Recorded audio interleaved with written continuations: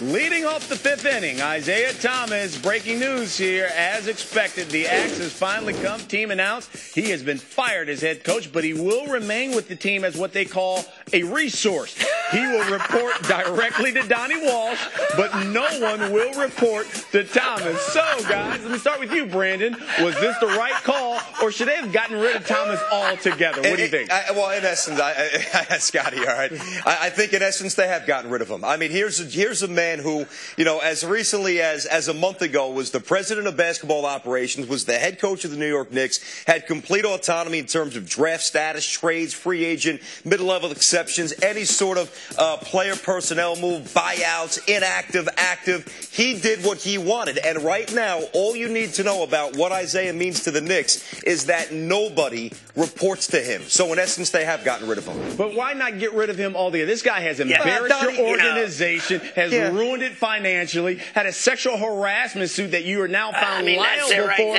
And then Scotty, I mean, he's still going to get paid $5 million a year as a resource. You know, Brian, I got to tell you, when you are an executive and you're a leader and you're in charge of everything, like Brandon said, the autonomy that this guy had and the power that this guy had, the example has to be set by this guy. And he should have been fired the day that he lost the sexual harassment trial with all of his lies and everything else. How he still denies everything.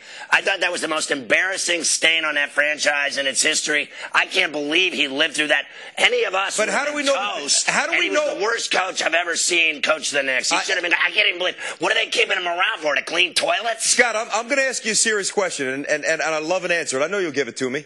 How do you know that he's really guilty in that harassment suit? Are you kidding? How do you know? I mean, I'm asking a question. Let's face How do you know? I mean, one after the next, found him liable, Brandon. They wouldn't even. Why? They can never get that wrong. Jurors are never. How many witnesses? I'm just asking a question. How many people testified that he did it?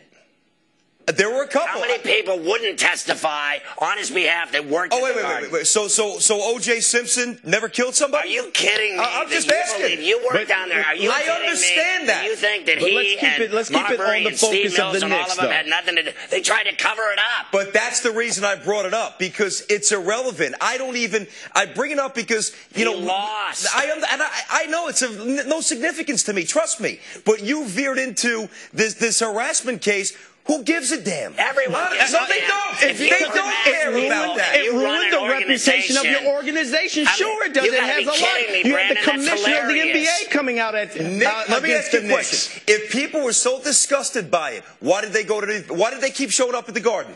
I'm just asking a question. To watch basketball, they shouldn't have been a part of it. And Dolan should be ashamed. But you know, those are millionaires. Those are companies who are putting people in those seats. Those are not the average New Yorkers going to the Garden because they cannot afford the ticket prices. There's still 19,000 of them. And there's a lot of money in New York City. And there's always been a lot of money in New York City. No kidding. The average Joe went to the games back in the 80s and the 90s. That's not the case anymore. Check the statistics and tell me who went in the 80s. Nobody. Oh, come on. I was there. What are you kidding me? Name one company in America that would allow that kind of behavior from an executive. Now, Rangers.